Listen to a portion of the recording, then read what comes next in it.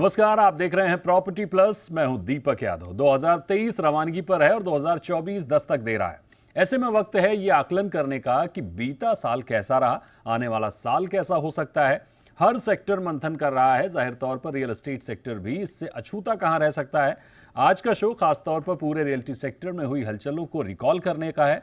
जानने की कोशिश करेंगे कि इस पूरे साल रियल्टी सेक्टर के अलग अलग सेगमेंट में कैसा प्रदर्शन रहा, घरों की बिक्री और नए लॉन्च कैसे रहे, ऑफिस, कमर्शियल और रिटेल सेगमेंट में कैसा रिएक्शन देखने को मिला, रियल एस्टेट में निवेश के लिहाज से यह साल कैसा रहा और 2023 से हम क्या सबक लेकर नए साल में 2024 में प्रवेश करने जा रहे हैं। तो बहुत सारी बातें होंगी। हमारे साथ आज बड़ा ही शानदार पैनल है, उनसे आपका परिचय कराते हैं। हमारे साथ हैं Pradeep Agarwal, chairman Signature Global. हमारे साथ अमित गोयनका हैं, एमडी निसस फाइनेंस। और हमारे साथ हैं Abhishek Kapoor, EDN group CEO, Puravankara group. तो बहुत स्वागत करेंगे आपका प्रदीप जी, अमित जी और अभिषेक जी हमारे साथ जुड़ने के लिए। सबसे पहले प्रदीप सर आपके पास आते हैं और हाउसिंग सेक्टर पर बात करते हैं। एनरॉक की एक रिपोर्ट के मुताबिक 2023 में देश के टॉप 7 शहरों में 4.5 लाख करोड़ की कीमत के 3,27,000 घर बिके हैं, जो कि कीमत के आधार पर 2022 से 44% अधिक हैं, लेकिन यूनिट्स के लिहाज से कम है। 2022 में 3,65,000 घर बिके हैं, जो साफ संकेत दे रहा है, ये जो डिफरेंस है वो साफ संकेत दे रहा है कि लग्जरी और अपर सेगमेंट में तेजी है। अफोर्डेबल हाउसिंग में कैसी हलचल रही है, वो भी एक बार बताइए। दीपक जी, सबसे पहले तो आपका बहुत बहुत धन्यवाद इस प्रोग्राम पर बुलाने के लिए। Thank you sir. देखिए, बिल्कुल आपने ठीक कहा कि जैसा कि एनरॉक की रिपोर्ट भी दिखा रही है कि जो डिमांड है हाउसिंग में वो ऑल अक्रॉस द सेक्टर्स बहुत ज्यादा अच्छी है। ऑफ कोर्स क्योंकि लैंड प्राइसेस अप हुए हैं और मटेरियल प्राइस भी कहीं ना कहीं अप हुए हैं, उसकी वजह से जो अफोर्डेबल हाउसिंग है उसके प्रोजेक्ट इस दौरान कम लॉन्च हुए हैं। बिकॉज जो एक आप कह सकते हैं जो गणित है, मैथमेटिक्स, वो बैठ नहीं पा रहा है कम प्राइस के प्रोजेक्ट को लॉन्च करने में। तो इस वक्त जो रुझान ज्यादा है वो मिड इनकम में ज्यादा है। तो जैसा कि आपने भी बताया कि लग्जरी या जो मिड इनकम है वो सबसे ज्यादा इस वक्त उफान पर है। मैं बिल्कुल आपकी बात से सहमत हूं। आप ये देखिए कि हमारी जो इंडस्ट्री है, रियल एस्टेट इंडस्ट्री किस लेवल पर ट्रेड कर रही है। जिस देश के अंदर उसकी जीडीपी में जिस इंडस्ट्री का सेकंड नंबर रूल आता हो, उस इंडस्ट्री की हालत क्या है आज। आप ये देखिए कि एक कंपनी है टाइटन। उस टाइटन की कंपनी का मार्केट वैल्यूएशन आज की डेट में लगभग 3,21,000 करोड़। हमारे जितने रियल एस्टेट प्लेयर्स हैं लिस्टेड, उन रियल एस्टेट प्लेयर्स की आप सबकी मार्केट कैपिटलाइजेशन रेजिडेंशियल की लगा लीजिए, तो उन सबकी मिला के भी आपको 3.5 लाख करोड़ मिले। पूरी की पूरी इंडस्ट्री जो पूरे देश की जीडीपी में सेकंड नंबर का रोल प्ले करती है, और हर इंसान को घरों की जरूरत है। और क्या वो इंडस्ट्री इस तरीके से फल फूल पाई नहीं कि वो केवल एक कंपनी के बराबर वैल्यू दिखा रही है। मुझे लगता है अभी इसके अंदर बहुत बड़ा पोटेंशियल बाकी है। आने वाले जो 7 साल हैं लगभग 2030 तक, मैं रियल एस्टेट में बहुत ऑप्टिमिस्टिक हूं। साइकिल अप एंड डाउन के आ सकते हैं, लेकिन मुझे लगता है रियल एस्टेट अनलॉक हुआ है और आने वाले कुछ सालों में आपको यहाँ पर इंडस्ट्री बिल्कुल दूसरे ही स्टाइल में नजर आएगी। और जो नंबर्स हैं इन टर्म्स ऑफ सेल्स या वैल्यूएशन टर्म्स में, मुझे लगता है मल्टीपल टाइम आपको नजर आएंगे। बिल्कुल प्रदीप सर, यानी काफी आशावादी रुख है आपका।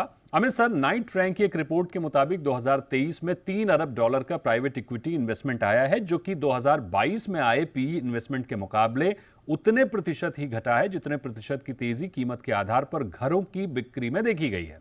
यानी रियल एस्टेट में 44% पीई इन्वेस्टमेंट घटा है, लेकिन कीमत के आधार पर घरों की बिक्री 44% बढ़ी है, जिसको बड़ी ही खूबसूरती के साथ डिस्क्राइब किया है प्रदीप जी ने।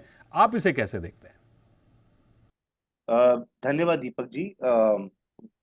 हालांकि निवेशकों का रुझान इस समय रेसिडेंशियल और रियल एस्टेट इन जनरल पर काफी पॉजिटिव रहा है, पर ज्यादा करके जो रुपया है वो विदेशी से ज्यादा देसी पैसा ही लग रहा है। विदेशी मुद्रा में कहीं ना कहीं थोड़ा सा हल्का सा हमको थोड़ा सा एक स्थिरता दिख रही है, या फिर एक हल्का सा डिप भी दिखता है, क्योंकि कई सारे कारण हैं। एक तो जो बढ़ा हुआ इंटरेस्ट रेट है उसके चलते विदेशी निवेशकों को अपने ही देश में या बाकी बाहरी देशों में अच्छा खासा मुनाफा हो रहा है। दूसरी बात, जो जो करंट जियोपॉलिटिकल एनवायरनमेंट है, या जो जो बाकी जो गड़बड़ियां मची हुई हैं यूरोप में या अन्य जगहों पर, उसकी वजह से भी थोड़ा सा नया निवेश करने में थोड़ा सा कॉशन बना रहेगा।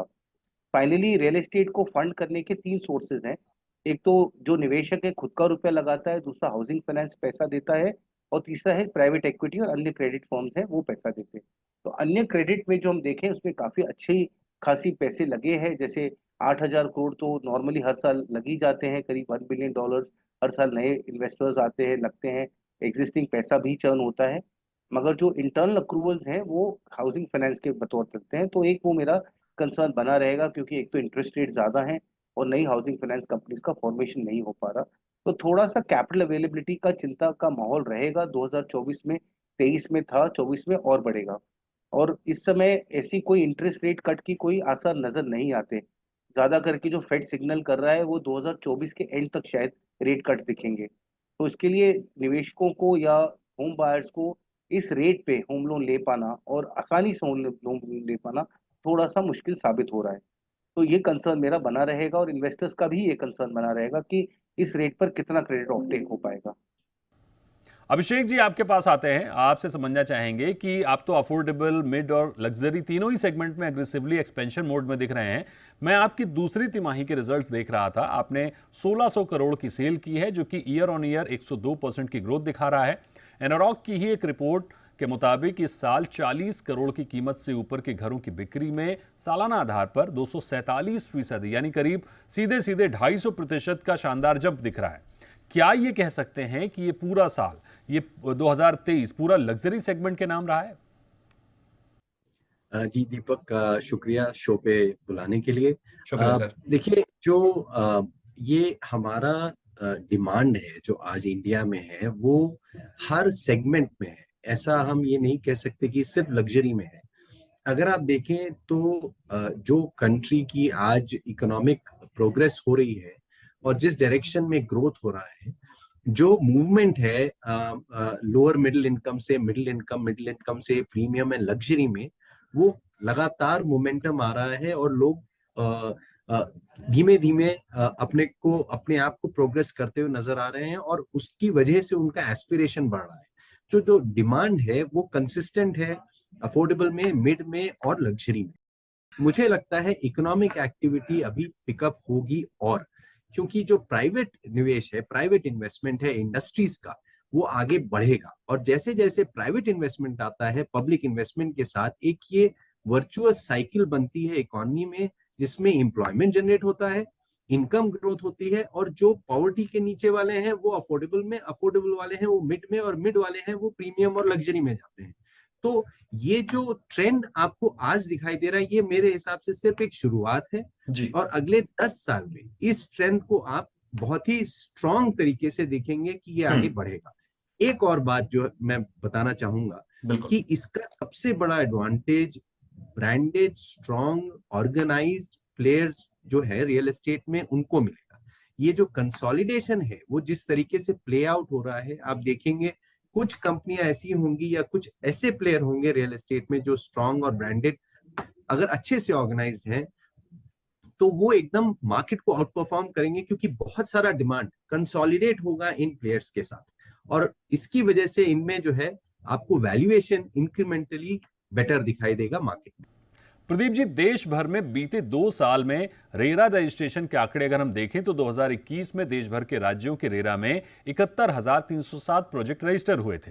2023 में नवंबर तक ये आंकड़ा 1,16,117 का है, यानी 2 साल में करीब 63% का उछाल है रेरा में रजिस्ट्रेशन के लिहाज से। इसमें भी अगर हम इसी दौरान एनसीआर में रजिस्ट्रेशन को देखें तो हरियाणा में ये संख्या 988 से बढ़कर 1184 हुई है। उत्तर प्रदेश में 324 से बढ़कर महज 361 हुए हैं, यानी बहुत ज्यादा बढ़ोतरी नहीं है। आपके मुताबिक एनसीआर में सेगमेंट वाइज कैसे प्रोजेक्ट्स अधिक लॉन्च हो रहे हैं? इसके अलावा क्या उत्तर प्रदेश के बजाय गुरुग्राम की तरफ, हरियाणा की तरफ ज्यादा लॉन्चिंग दिख रही है? तो दीपक जी, बिल्कुल आपने राइटली पॉइंट आउट किया है। देखिए, जो गुरुग्राम है इस वक्त इंफ्रास्ट्रक्चर के मामले में मुझे लगता है देश के सबसे अग्रणी शहरों में है। इस वक्त का अगर आप गुरुग्राम कहें तो वो मिलेनियम सिटी भी हो सकता है। आप अगर, मुझे लगता है रात को अगर कार लेकर निकलें तो आपको कहीं ना कहीं सिंगापुर की फील भी यहाँ पर दिखाई देगी, जिस तरीके का इंफ्रास्ट्रक्चर यहाँ पे डेवलप हुआ है। और इसका एक बहुत बड़ा रीजन रहा है कि जो गवर्नमेंट है चाहे सेंट्रल गवर्नमेंट हो या स्टेट गवर्नमेंट हो, उन्होंने बहुत काम यहाँ पर किया है। और आप देखिए कि कोई भी इंफ्रास्ट्रक्चर में अगर कोई काम होता है तो उसका सबसे पहला जो फायदा है वो रियल एस्टेट को होता है। उसके बहुत सारे रीजन है। देखिए, गुरुग्राम है वो कहीं कब पहले से भी हब रहा है जॉब्स का।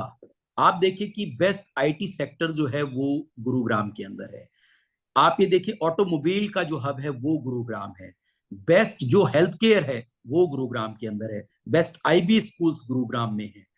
बेस्ट अगर जो 5 स्टार होटल्स हैं उनकी पूरी जो चेन है वो आपको यहाँ पे गुरुग्राम में देखेगी। बेस्ट मॉल्स, जो सोशल जो इंफ्रा है वो भी आपको काफी ज्यादा यहाँ पर मिलेगा। तो ऑफ कोर्स ये सारी की सारी चीजें अट्रैक्ट करती हैं किसी भी एक होम बायर को।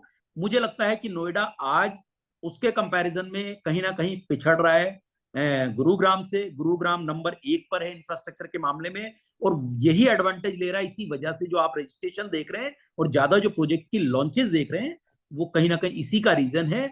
और खास करके अगर मैं मिड इनकम सेगमेंट की बात करूं तो जिस टाइप की ग्रोथ आपने हमारी कंपनी में देखी है उसका रीजन भी यही है कि जितने भी सैलरीड क्लास लोग हैं, यानी पूरी कंपनी के अगर मैं पोर्टफोलियो की बात करूं, 75% से ज्यादा लोग हमारे यहाँ जो होम बायर्स हैं वो सैलरीड क्लास लोग हैं। जैसा कि अमित जी भी अभी कह रहे थे कि होम फाइनेंस जो है उसके ऊपर ये पिलर है हमारी इंडस्ट्री का, बिल्कुल ठीक है। यही एक रीजन रहा है कि मोस्टली लोग होम लोन ऑप्ट कर रहे हैं, तो उनके लिए इजी एंट्री है और रहने के लिए एक सुविधा है। ईएमआई पे करते हैं और जिंदगी भर के लिए अपना घर बना लेते हैं। मुझे लगता है यही एक एडवांटेज गुरुग्राम को मिला है, और इसी वजह से जो ऑप्टिमिज्म मुझ में दिख रहा है आपको, यही एक रीजन है उसका। जाहिर तौर पर गुरुग्राम में हलचल तेज है। जो बात आपने पहली लाइन में कही कि गुरुग्राम में सिंगापुर वाला फील मिलता है, लेकिन अगर एक्यूआई भी सिंगापुर जैसा ही हो जाए तो बात कुछ और ही होगी। बहरहाल अमित जी, निफ्टी रियल्टी ने 2023 में 77% की ग्रोथ दिखाई है। कैसे देखते हैं आप इसको? क्या निवेशकों को हार्ड प्रॉपर्टी में जाने के बजाय प्रॉपर्टी शेयर में निवेश करना चाहिए? क्योंकि हार्ड प्रॉपर्टी में हद से हद 10% अप्रिसिएशन और 2 से 3% की रेंटल यील्ड देखने को मिल रही है। उसी दौरान अगर आप प्रदीप जी या अभिषेक जी के यहाँ कोई फ्लैट लेने के बजाय उनके शेयर में निवेश कर रहे होते तो शायद ज्यादा बेहतर रिटर्न देखने को मिलता। खैर, इसकी नींव तो प्रदीप जी ने और अभिषेक जी ने पहले ही रख दी है। अभिषेक जी के Q3 रिजल्ट्स आप बता ही चुके हैं, और प्रदीप जी ने यह भी बता दिया कि पूरी इंडस्ट्री का मार्केट कैप और एक कंपनी का मार्केट कैप में भी अंतर है। तो 10 साल में कितना बड़ा ग्रोथ हो सकता है। और हाल ही में हमने कुछ डेवलपर्स को पब्लिक जाते भी देखा है कुछ आध महीनों में, और उनकी परफॉर्मेंस बेहतर रहेगी।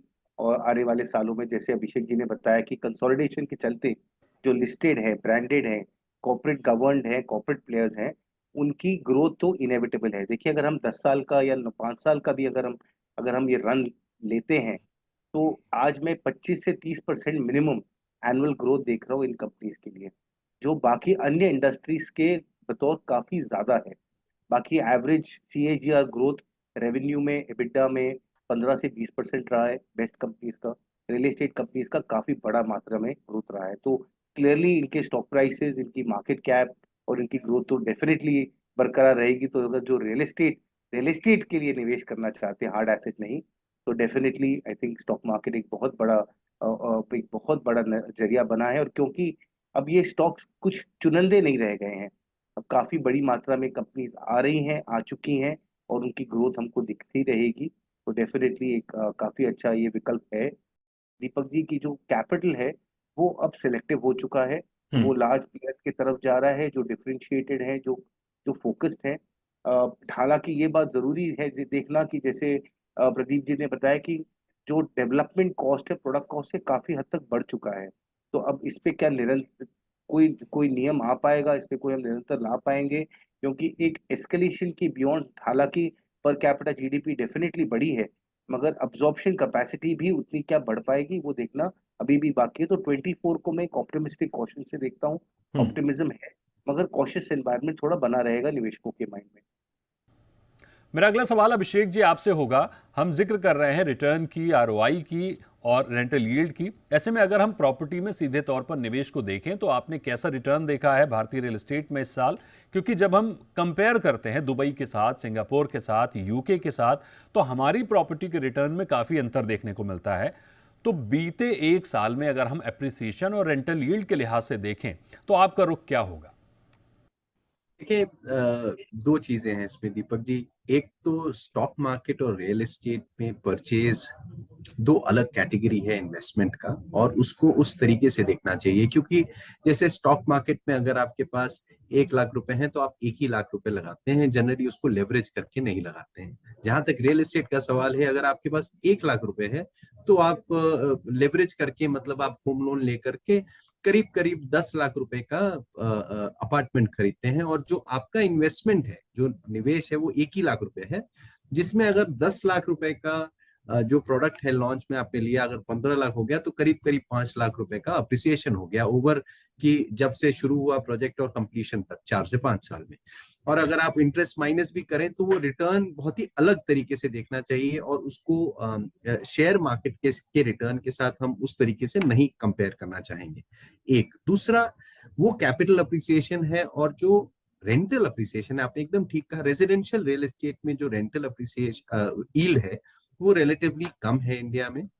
लेकिन आज जितने लोग खरीद रहे हैं, देखिए हमारी आज जो डिमांड है वो बहुत ही एंड यूजर ड्रिवन डिमांड है, ये इन्वेस्टर ड्रिवन डिमांड नहीं है।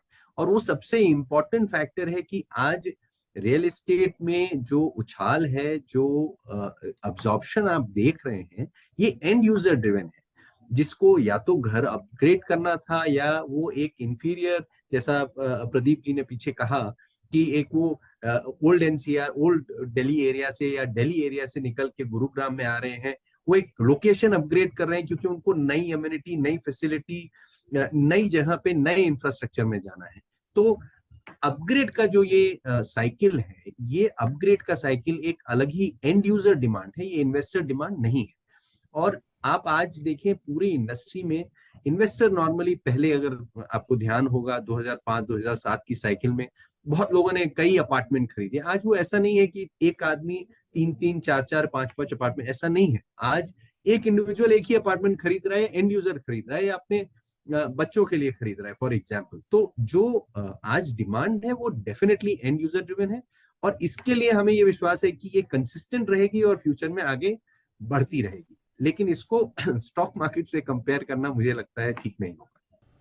तो बिल्कुल ये 2023 की चर्चा जारी रहेगी। 2023 में किस तरह का रिएक्शन रहा रियल एस्टेट का, डेवलपर्स ने किस तरह से रिएक्ट किया, न्यू लॉन्चेस और बिक्री किस तरह की रही, निवेश के लिए कैसा रहा, इन सारी बातों पर चर्चा आगे भी जारी रहेगी। लेकिन यहां वक्त है एक छोटे से ब्रेक का।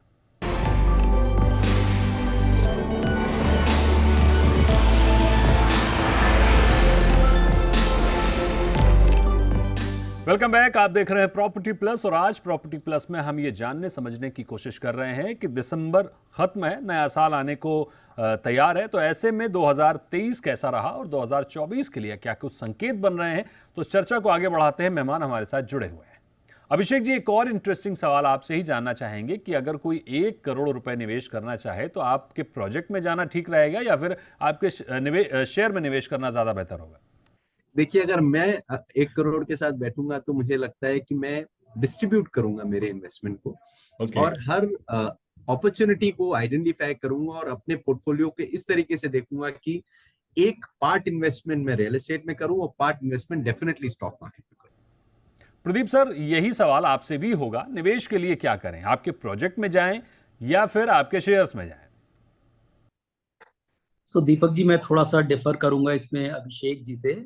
मेरा बिल्कुल सिंपल आंसर रहेगा कि ये दोनों जो सेगमेंट है बिल्कुल अलग हैं। जिन लोगों को घर खरीदना है वो घर में ही इन्वेस्ट करेंगे। अगर मेरे पास भी पैसा है तो मैं पहली चॉइस मेरी हमेशा घर ही होगी, क्योंकि ये एक ऐसी चीज है जो एक जो माइंडसेट है, इंडियन माइंडसेट, आप उसमें देखिए, उसमें रहता है कि सबसे पहले घर होना चाहिए। उसके प्राइस को वो डेली चेक नहीं करते हैं, क्योंकि रियल एस्टेट मार्केट बहुत सेंसिटिव है। Correct. जो के अंदर डिफरेंट मेजर्स, यानी आज ग्लोबली कुछ होता है तो उसका इम्पैक्ट भी यहाँ जाता है। तो मुझे लगता है कि अगर स्टेबिलिटी माइंड से जाना है तो आपको प्रॉपर्टी में इन्वेस्ट करना चाहिए शेयर्स की बजाय। अमित सर, आपसे भी इसी पर जवाब चाहेंगे कि आप क्या करेंगे, आप हार्ड प्रॉपर्टी में निवेश करना पसंद करेंगे या फिर प्रॉपर्टी शेयर्स में? सर, मैं तो लेंडर हूँ रियल एस्टेट पे, तो मैं तो लोन ही दूंगा दोनों को क्योंकि मेरी सिक्योरिटी बनी रहेगी। मेरे को रेंटल यील्ड से ज्यादा यील्ड मिलेगा और मेरा कैपिटल सिक्योर्ड है।